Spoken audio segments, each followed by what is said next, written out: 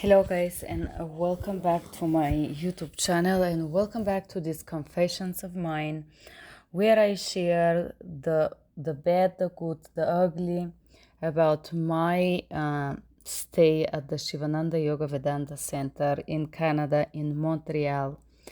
And this video would be, I would call this video a little bit odd. It's more of an audio. You're gonna see a picture of the main character of the first story and the second stories as well. You're gonna see picture of the two main people who manage and organize that. But up to now, you probably not gonna be surprised who is the brain of these things that I'm sharing here. So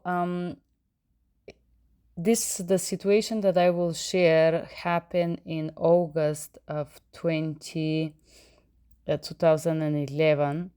And the reason that I'm sharing this is not because I am bitter, upset, angry, or anything like that. I'm just trying to break down for you how sinister and how unhealthy are the minds of the people that run this organization. And if you follow a guru who is a sexual predator or who is mentally unhealthy at this level that I'm describing in these videos, naturally the students follow these patterns. They copy them, some consciously, some subconsciously. So in this video of today, I'm gonna talk about boy. His name was Malavam or something like this. I don't remember his full exact pronunciation of the name of this boy. His name was Malavan, and the first time I saw him, I would use the word creepy. This is how I would describe this guy. This guy arrived in the yoga camp sometime in June. And the first times I would see him, one of the building had a computer room, and I could go ahead and read my emails or write to my fiance and just keep in touch with my family. Although very soon, because of the meditation and the brainwashing, your family become like a very far dream. But anyways, I would go to this computer room sometimes in the evening to write emails. There was sometimes staff there during the day, so sometimes at 9:30 after the meditation, 10 p.m., I would go to this place where the computers were and to just like reply to my fiance and whatnot. And this is where this guy Mavalam, I will call him an Indian boy. I think his age was about 23 at the time. He would just creep around me and try and hang on the door. So it's summer, I would close the door, and the room was just meet one by one with a small chair and computer in front. So it was kind of like claustrophobic to close this little door, but on the other hand, this guy would just stand there at the door and stare at me. And sometimes he would invite himself to go to my computer that I was interacting with my family, and he wanted to show me some music and play something for me and whatnot. He was just very inappropriate. He was violating my privacy. He didn't ask, hey, do you want a company? He would just creep around me and put some rock music, and maybe it was his way to impress me. I don't know. But I just really dislike this, his forced company. So to avoid this, I changed the time that I would go there. Obviously, I start less and less writing to my relatives and family. I was just trying to avoid this guy who was also trying to stand way too close. When I was done with the computer, he would try to talk about himself and whatnot, like something that he was studying medicine. And like overall, he looked like he was like coming from an educated family, but he was very invasive towards me. And I would call his behavior creepy at this point, you know? So I put a lot of effort to avoid this person. You're gonna see a picture of him. I will blur the eyes just in case for privacy.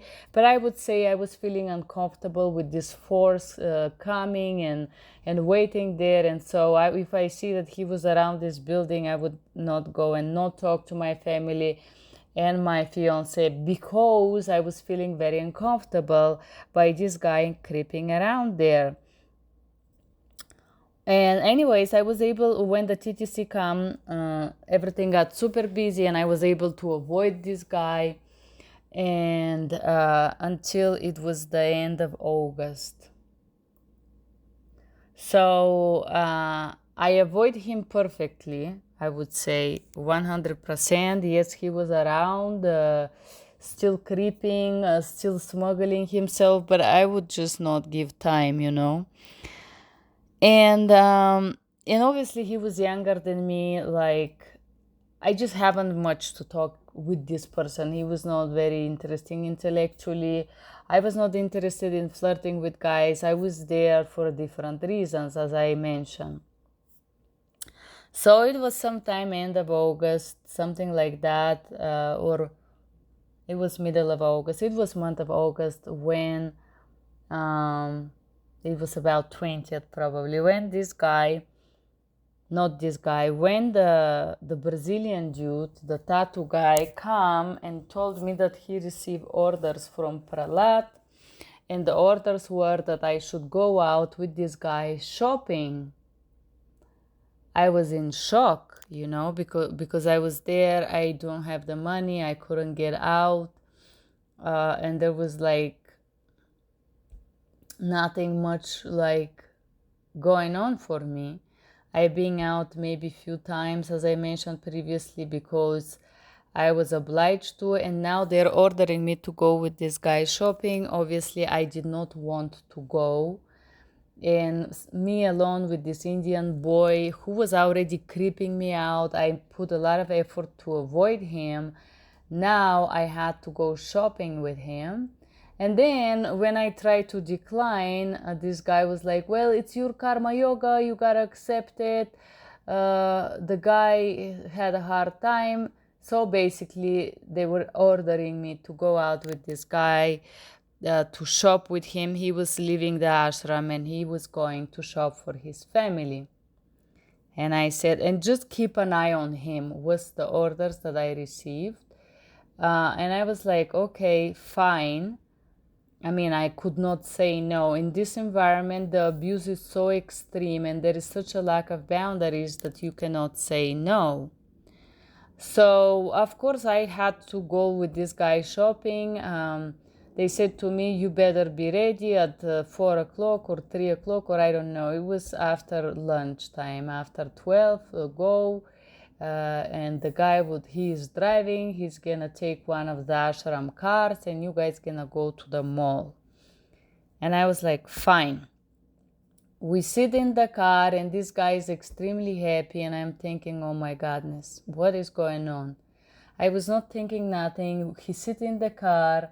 For me, it was like, okay, I'm out of this jail, because this is exactly like being in a jail with sexual predators and harassers. So I'm like, fine, I'm out of this place for maybe an hour or two. So we get out, and the moment that we drive the road from the ashram, it's a small road that you turn left. And before you get in this very tiny highway, there is 2 lanes, one direction, 2 lanes the opposite direction. This guy start to drive, we get on the highway, and right away, for some reason that was not clear to me, he was trying to chat and talk or something. I was not feeling comfortable with this person. I gotta clear that out right from the beginning, right? This person start to drive the opposite lane. He crossed the yellow line and he keep driving against the traffic on the opposite lanes. And I was like, I mean, I was fucking scared. This guy was gonna kill us, and I screamed and I was like, what are you doing? And he started arguing with me, telling me that I'm a woman and I don't know and I better listen to him. And I'm like, you're driving opposite lanes. And he will keep driving and telling me that there was something wrong with me, that I didn't know that he was a man and whatnot. But this little alteration lasted few minutes, and then in the end of the day, the car started coming against us, and he moved back to the correct lanes. He crossed the yellow line between the roads, and I was like, oh my goodness. I was scared. I knew that this person is not very well mentally from this moment on. And I was stuck to go to shop with him, but I had to play friendly with him because I was told that he did a great karma yoga. I don't know what this guy was doing. He was just doing nothing. He was just creeping around. We went to the store, and there is it. He showed me. He had this card, credit card that was belonging to the ashram, or debit card. I'm not sure. It was debit card. It was ashram money, and the ashram was treating him like this because his family was something relative or friends to Prahlad, and because they were such a friends, he gave money to this guy to go and make shopping for his family, to thank him for the great service that he did. This guy was there for 1 month, and honestly, he was lazy, my opinion, forgive me. I never saw him do anything. I never saw him sweat or anything like that. I don't know what he was doing. He was just creeping me around. But basically, the ashram gave him the money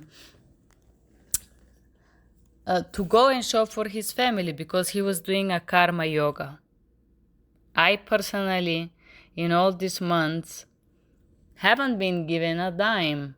Prahlad forced one time ice cream on me because he wanted to sleep with me, but nobody ever come and say, you know what, you work real hard for these 6 months, here, go buy yourself a gift. You know what I mean?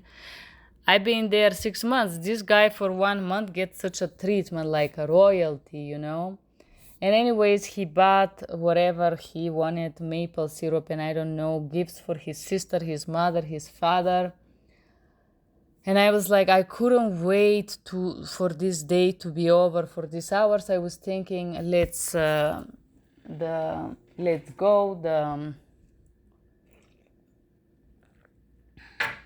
The time is over. We finished shopping. I was thinking we're gonna go back to the ashram.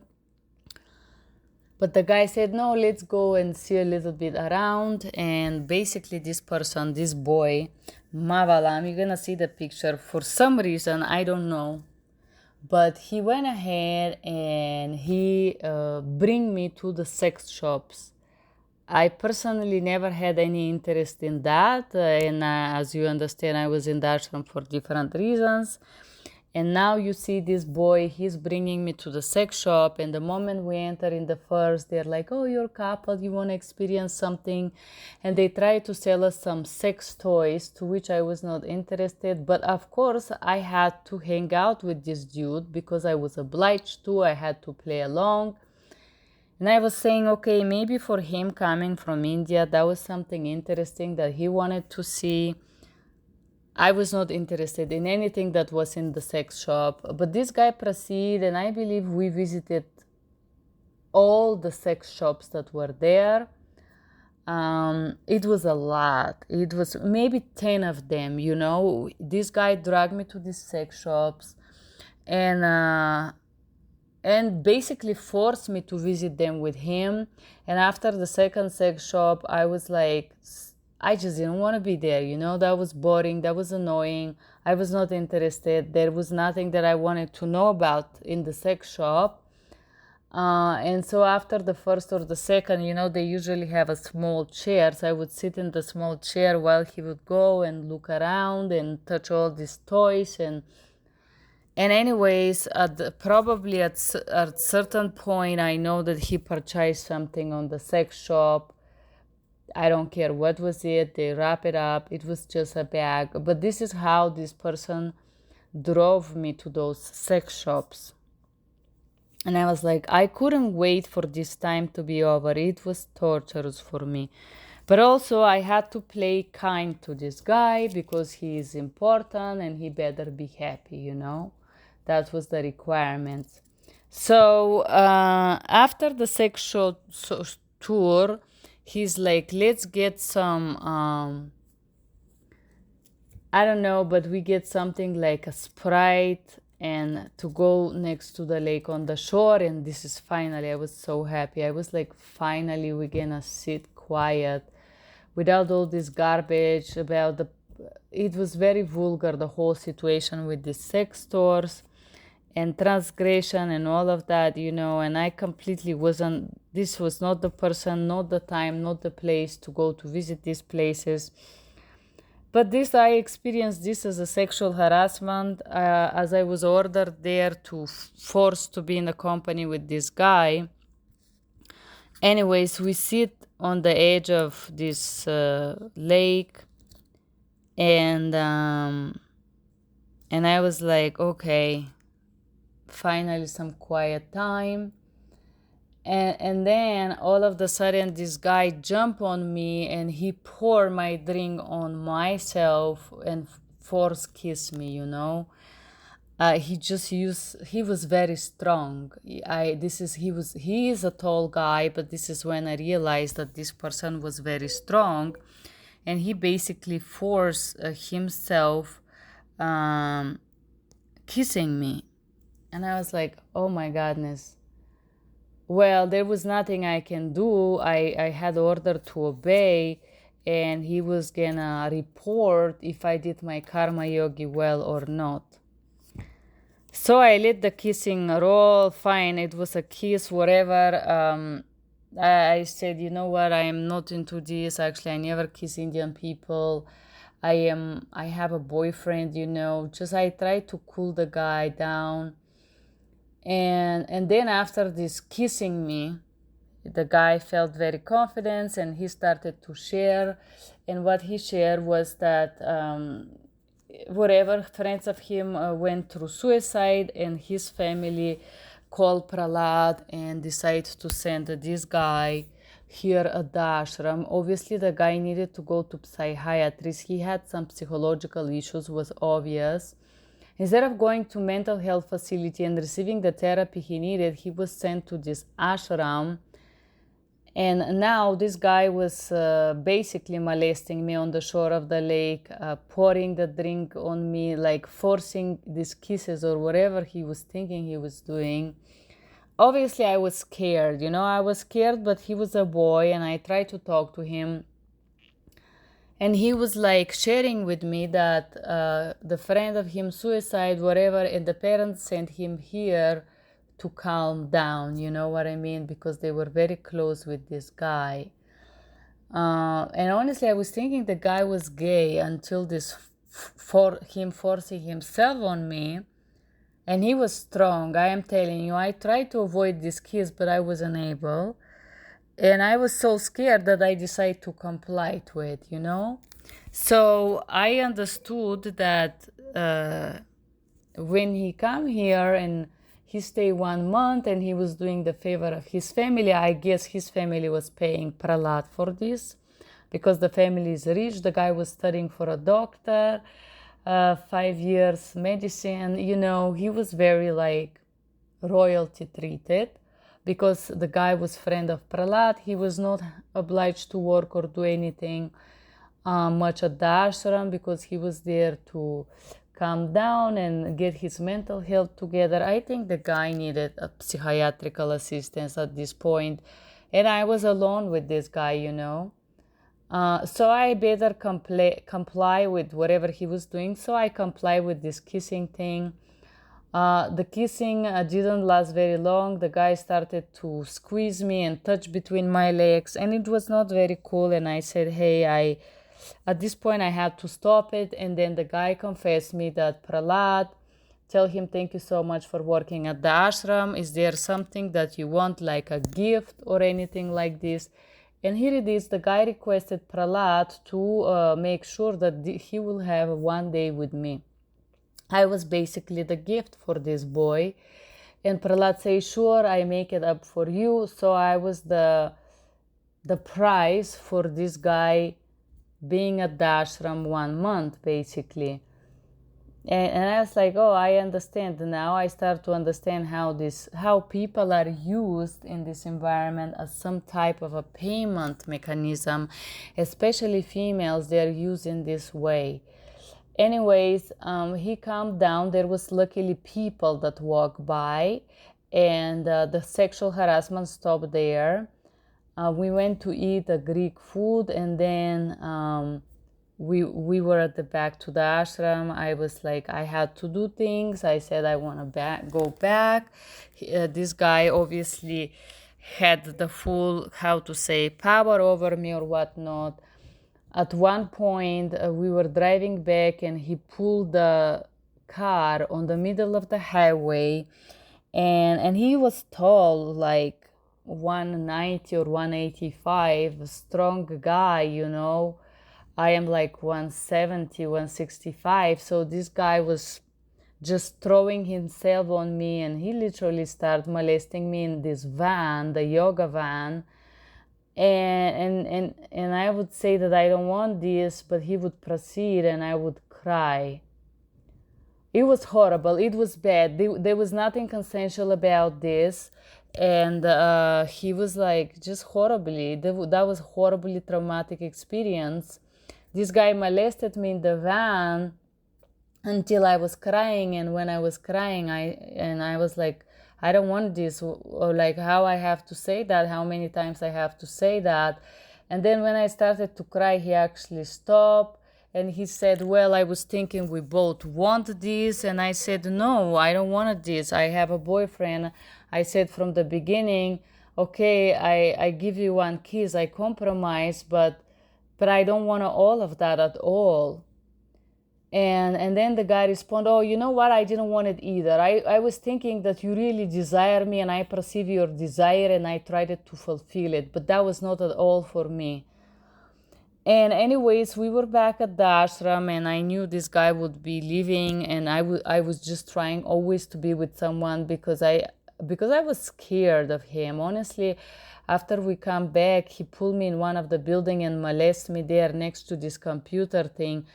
He was just molesting me, sexually harassing me and sexually molesting me, and the situation goes toward raping me. So I was afraid that this person, having the approval of Prahlad, that I am his prize, would force me sexually out of sexually like touching me and grooming me and squeezing my body.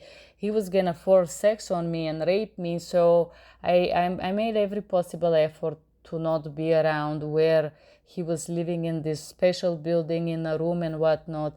I just make an extra effort to avoid this person. So this is about this Indian guy, and his picture is here. Unfortunately, I'm not gonna hide this because this behavior is unacceptable and inappropriate, and is also illegal. This is called sexual harassment, and you can go to jail for this in USA and Canada. I'm gonna share another story here about how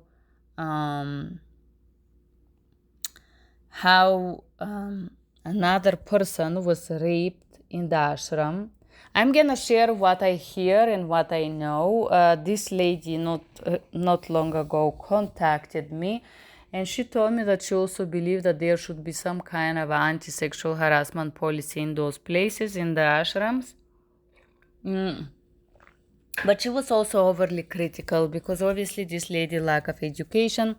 I know Tanya, her name is Tanya. I know, Tanya, this is gonna hurt you, but in the Bible they say the truth will let you free, and I believe that there is nothing better than knowing the truth, exactly how you were used and manipulated in this situation. So my friend Yanadev, which was this person who pretended to be my friend at the ashram, would confide to me that this girl, I would use the name Tanya, her name is Tanya,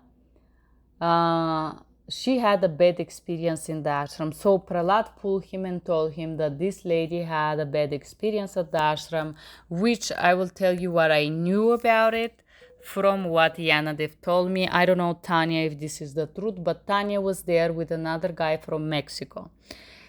And it seemed like they were a couple, but I don't know how they met, if they met at the ashram or not. But long story short, I know that Tanya was thinking that she had a feeling for the guy, and the guy raped her in the ashram.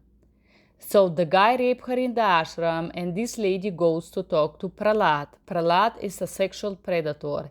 Instead of advising Tanya to go ahead and press charges, as every healthy, mentally healthy being would do, the police, there is a police there at the Canada, you can press charges for rape at the ashram. What Prahlad did, he give her some attention and talk about something spiritual, and talk about her learning her hard lessons, that this is her karma, and give her some cosmic brainwashing explanation of what had happened to her.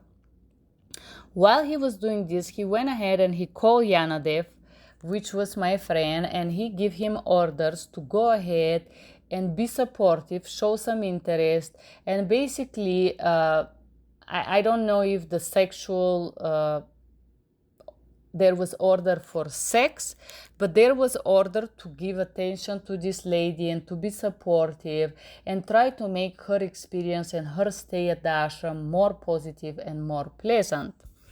Which in this case for Yanadev meant to give her attention, to give her the princess treatment, and obviously to sleep with her, but make it good for her because she was raped. So now Yanadev had the mission to cure her rape trauma by treating her real nice. I know that he took her maybe for a coffee. He did all these things because he was ordered by Prahlad, and Prahlad ordered him to do this in order to hide the fact that she was raped, and this guy that she was raped by was a Prahlad protege.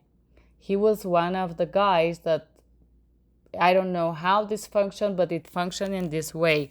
So long story short, Yanadev played so much with this lady, like he acted so much into her and tried to be real supportive, that she thought that she's opening up to him, but he already knew that. And everything that he was doing was because Prahlad ordered him to do, and end up to basically make this lady Tanya believe that there is some kind of love between him and her. And he's like, oh yeah, she's leaving. And the main thing was that Yanadev had to sleep with her, be sexual, make love with her, and make her experience sexual pleasure, so she would not go out of the ashram with a bad memory and basically have a bad advertisement or make a bad advertisement for the ashram. Behind all these ideas and behind all of this, plan was Prahlad, who ordered Yanadev to give this lady attention. I don't know if there was order for sex, but I know that the brainwashing portion was there, the attention was there, the emotional games, and princess treatment was ordered. And then I also heard Yanadev commenting that Prahlad likes me because sometimes you gotta satisfy those women, all those ladies that come here, and Prahlad cannot do it alone by himself, so he's happy that there is guys like me around the yoga camp, because all these ladies, when they exercise, they feel sexy and they want a sex, and somebody have to provide them sex, because if they don't get sex, they start to fight and create so much problems and drama. So the ashram needed guys like him to provide sexual services under like these flirts for the people that were at the ashram. Also, at the same time that this story was happening with Tanya, exactly at the same period of time, he was having an affair with an Indian lady who was married, and basically he was sleeping with one in the morning and with another one in the evening. Because the one that in the evening, the husband was taking some Ayurveda classes, and while the husband was taking these classes, they were sleeping, having sex in that building, and I'm gonna save you the details about this. But so this was another sad portion of how this guy, Prahlad, treat people or use people, and how sexual abuse and and rape in this case, it's how to say, it's taken by the gurus or by the leaders of this organization. So they make everything possible to make sure that the person does not speak about it, that she's like brainwashed with some karmic explanation about something, and then this person gets a special treatment, the ashram, she gets support, she gets the attention there, and she thinks that she is going through some very, very important spiritual journey. As a matter of the fact, this person is raped in the ashram and then brainwashed that she is doing some special karma and learning some special lessons. The person who raped this woman did not pay for this. There was no legal consequences. Of course, I don't think this lady at all even call the police there or anything like that, because absolutely this is not encouraged by the ashram gurus or leaders or people who knew about this story. They made everything possible that she would be treated in a certain way, that she will be stalked and have in love experience at the ashram. This guy will take her out and all of that, because they don't want her to go to the police, first of all. So she's all the time with this person. She's controlled. They also drive her to the airport when she left for Mexico. All of these things were organized with the aim to hide the sexual abuse that is happening in this place. I am not so sure if this lady see the picture fully, because I talked to her the other day and she thinks that she was in love with Yanadev. She thinks that they had a love story. She basically, I don't think this person is mentally able to actually admit to herself and say, hey, I was raped at the ashram, and then that was happening. I don't think this person is mentally capable of facing the truth, which is horrible. So if you listen to this video, thank you guys for being here. I am sharing this to show you the depth of the sickness of this organization and how unsafe is that. I was way younger back then. I think that I am creating those videos to spread a light about what can happen to you there and how this would be handled, and how the things work in this environment. It's a dangerous place. If you listen to me and you did so, I'm very grateful for you guys being here. Thank you. Bye-bye.